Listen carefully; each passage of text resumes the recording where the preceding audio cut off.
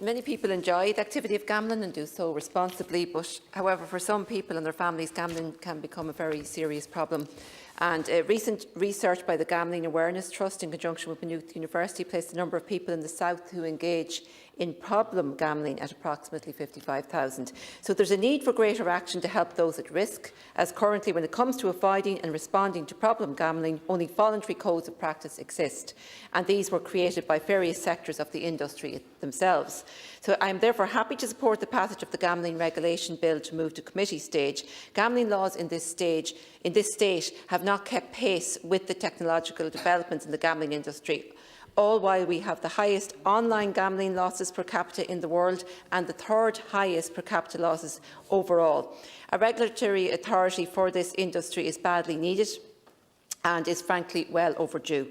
However, any regulator must have the teeth and the resources to properly undertake its functions.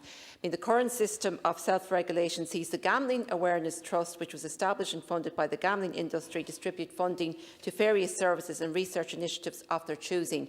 So while this, in fairness to the industry, is welcome, in the face of prolonged government inaction with regard to problem gambling, it's neither a sufficient nor viable long-term solution. So there is no proper funding for awareness campaigns, nor supports and treatments for problem gamblers, and I hope that this is envisaged as part of the social impact fund contained within the bill. And this funding must be free from the industry's influence. There's also a need for a dedicated gambling prevalence survey along the lines of what's in the north, where we can compare the issue of problem gambling across the island and the effectiveness of the responses put in place. I'd like to take this opportunity to commend my party colleague and Sinn Féin spokesperson on addiction, Deputy Thomas Gould, who recently initiated a bill to ban the use of credit cards for online gambling.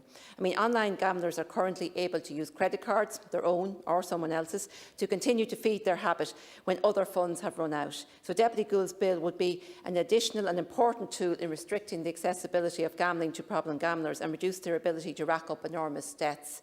So I would encourage the government to ensure the passage of this bill is not held up. So once again, I'm happy to support the bill here today, to move it on to committee stage, where we can ensure that the regulator that comes into being has the tools and resources to help individuals and families affected by problem gambling.